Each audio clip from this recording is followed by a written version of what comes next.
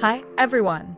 Welcome to the first episode of our CELPIP writing series here on Practice English Fast. I'm Sophia, and I'm so excited to help you prepare for the CELPIP writing test. Today, we're diving into Task 1 of the CELPIP writing test, and we'll focus on the key performance standards that can make or break your score. The CELPIP writing test evaluates your skills in 4 important dimensions: content and coherence, vocabulary, readability, and task fulfillment.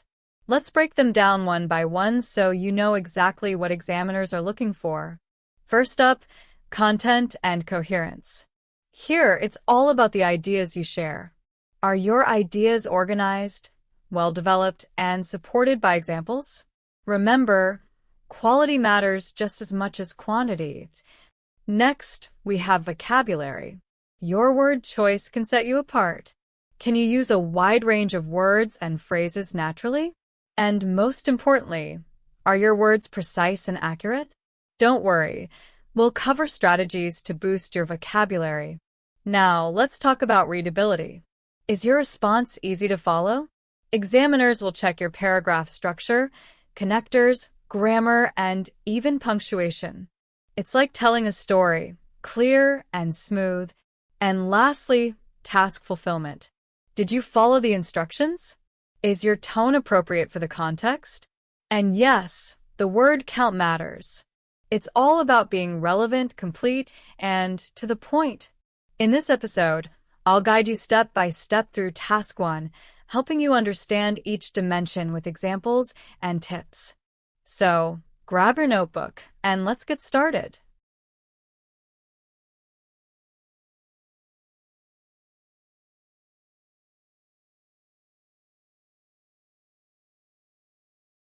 At this level, you're expected to write both formal and informal texts with some complexity. But what does that actually mean? Let's break it down. Let's start with content and coherence. To score well, you'll need to write short but meaningful texts that are clear and well-organized.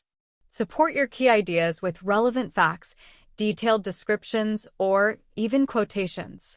Think of it like building a strong case for your point of view. Next is vocabulary. This is where your choice of words can really shine. Use precise words and phrases to add accurate details, vivid descriptions, and useful comparisons. Don't just say something is good, say it's outstanding or exceptional. Then we have readability. Your writing should flow smoothly, with well-structured paragraphs and a good mix of complex and diverse grammatical structures. This helps your ideas stand out and makes your response easy to read. And finally, task fulfillment. In Task 1, you're often writing for a specific audience, whether it's formal, like a manager or colleague, or informal, like a friend or family member. It's important to match your tone and style to the situation while staying relevant and completing the task. Remember, at this level, the goal is to convey your intended meaning clearly, whether it's in a formal letter or an informal email.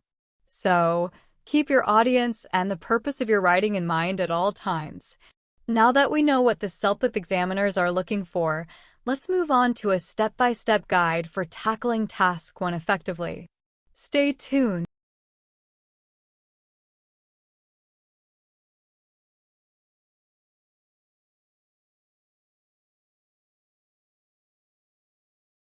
For CELPIP Writing Task 1. These strategies will help you stay organized, write effectively, and make sure your response stands out. First up is logical organization. Before you start writing, take a moment to make an outline.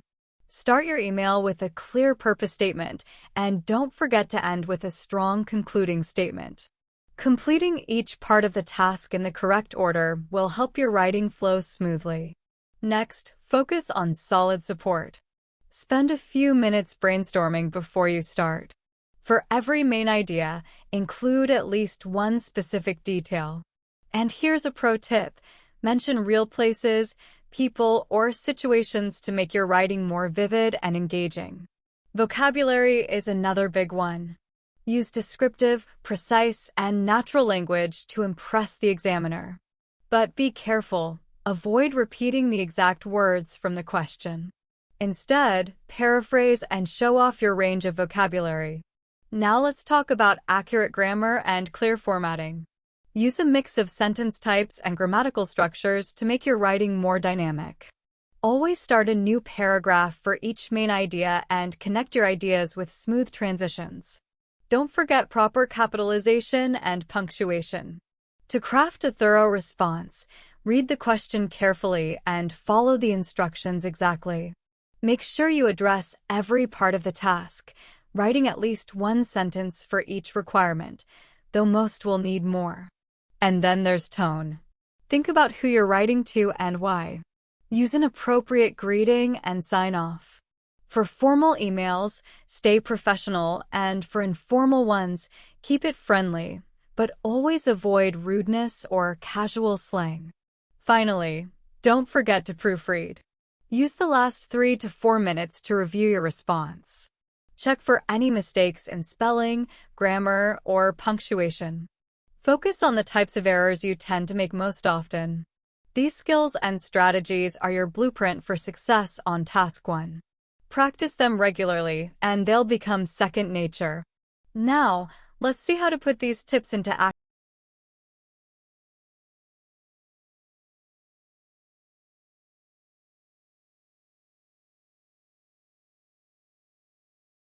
It's time to see them in action. Let's work through a sample question from CELPIP Writing Task 1 together. Here's the question. Write an email to your neighbor to invite them to a community event. Include details about the event, why you think they'll enjoy it, and how they can RSVP. Let's break this down. What are we being asked to do? First, we need to write to a neighbor. That's our audience. This tells us the tone should be friendly and polite, but not overly formal. We also need to provide details about the event. Explain why we think the neighbor will enjoy it. Give instructions on how they can RSVP. Before we start writing, let's brainstorm some ideas. This step is crucial because it helps us organize our thoughts and ensures we have solid support for each part of the email. For the event details, let's say it's a community barbecue this Saturday at the local park. We can mention that there will be free food, games for kids, and live music. For why they'll enjoy it, we can include that it's a great way to meet new people and enjoy delicious food. If your neighbor has kids, mention the games. They'll love that.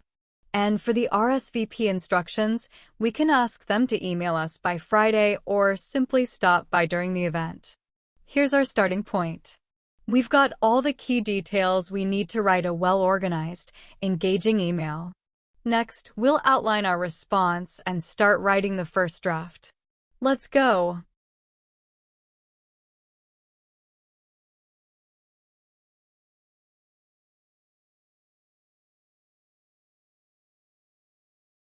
Time to organize them into an outline.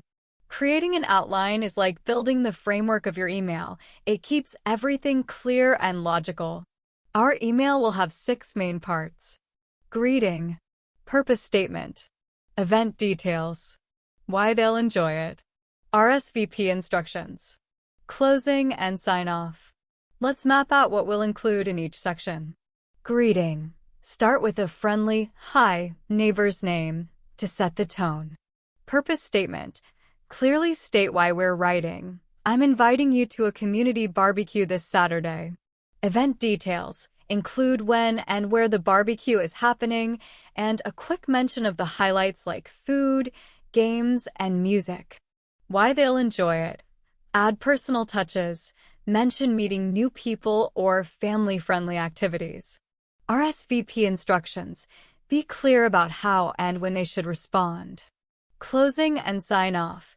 Use a polite closing like, "Looking forward to seeing you there," and sign off with your name. See how the outline gives us a clear direction? Now, let's turn this into a first draft. I'll write it step by step, explaining as we go. Let's start with the greeting.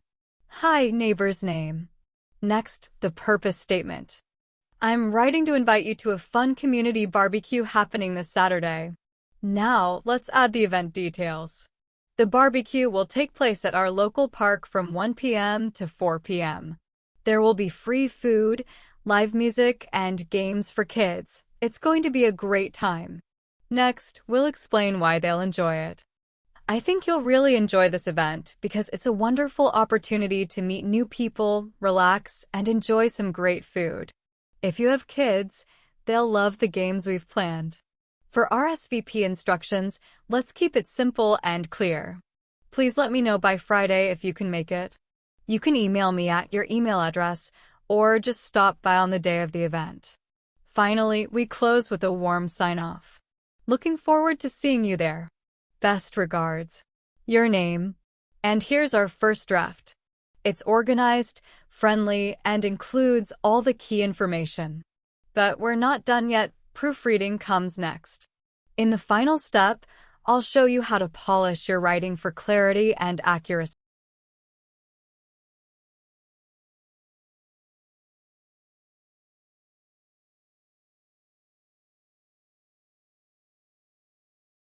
Consider it done, we need to proofread. Proofreading is the final step to ensure our email is clear, accurate, and professional. Here's a simple checklist to guide us during proofreading. Check for grammar and spelling errors. Ensure sentences are complete and clear. Look for proper punctuation and capitalization. Verify tone and appropriateness for the audience. Confirm all parts of the task are covered. Let's go through our draft together, step by step. First, let's check for any spelling mistakes or grammatical errors. For example, make sure words like community and opportunity are spelled correctly. If you see any missing articles, like a or the, add them in. Now, let's ensure each sentence makes sense on its own. For example, instead of saying, barbecue will take place local park, make it, the barbecue will take place at our local park. Small changes can make a big difference. Check that sentences start with capital letters and end with proper punctuation. For instance, if a sentence ends with an exclamation mark, make sure it fits the tone. Avoid overusing them. Does the tone match the audience? Since we're writing to a neighbor, the tone should stay friendly and polite. Phrases like, looking forward to seeing you, work well here. Finally, let's confirm that we've answered all parts of the question. Did we include event details, why they'll enjoy it, and RSVP instructions? Yes, everything's here. Now that we've brainstormed, organized, drafted, and proofread, it's time to see the final version of our email. This email not only meets the CELPIP guidelines, but also ensures a friendly and engaging tone while covering all the key elements. Let's take a look at how it turned out. As you read, notice how each part of the task is addressed, starting with the greeting, followed by clear event details, a compelling reason to attend, RSVP instructions, and a warm closing. This email is concise yet detailed, polished, and ready for submission. Before we dive into the final email, just a quick reminder, if you're also preparing for the CELPIP speaking test, don't forget to check out our CELPIP speaking playlist. It's packed with tips, strategies, and example responses to help you ace every task.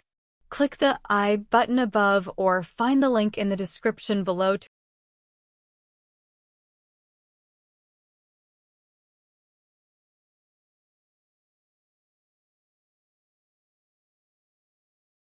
factory production in your area. The goal is to craft a polite yet impactful email to the local environmental officer. You'll introduce yourself, describe the problem, explain its effects, and suggest actionable solutions. Let's see how to approach this task. The task is to write an email to the local environmental officer about a pollution concern. Remember, we need to focus on the 6 key CELPIP features: content and coherence, vocabulary, readability, task fulfillment, tone, and careful proofreading. Once the email is complete, don't forget to proofread. Check for grammar, punctuation, and tone. Here's the final email, polished and ready for submission. In this email, we followed all 6 CELPIP features: organized content, precise vocabulary, easy readability, task fulfillment with relevant and complete details, a formal and polite tone, and careful proofreading. This email is well within the word count and effectively addresses the task. Keep these strategies in mind for your own responses. As we wrap up our email, it's crucial to choose the right closing to maintain the right tone. The closing sentence and sign-off help leave a lasting impression. Here are 10 options you can use, depending on the formality and nature of your email. Use "best regards" when you want a friendly yet professional tone. It's great for business emails and semi-formal communications. Kind regards is slightly more formal than best regards, but still friendly. It's ideal for professional emails where you want to convey warmth and politeness. Sincerely is a safe, formal choice. It's commonly used in official correspondence and shows respect and professionalism. Yours faithfully is reserved for formal letters, especially when you don't know the recipient's name. Use it in very formal situations, like when addressing someone by their title only. Similar to yours faithfully, yours truly is a formal sign-off that's perfect for business letters. It's appropriate when you know the recipient's name. When you want to express gratitude, use "with appreciation." It's great for emails where you are thanking someone or acknowledging their help. Warm regards is a good choice when you want to express a little more friendliness while remaining professional. It's perfect for email exchanges where there is some ongoing rapport. Best wishes works well when you want to sound friendly and caring but still professional. It's ideal for both personal and business emails when ending on a positive note. This closing is great when you expect a reply and want to show that you're eagerly anticipating their feedback. It's professional but conveys a sense of urgency. Finally, "thank you for your time" is perfect when you want to show appreciation for someone's attention to your email, especially if you're making a request or asking for assistance. As you can see, the closing sentence and sign-off should match the tone of your email, and the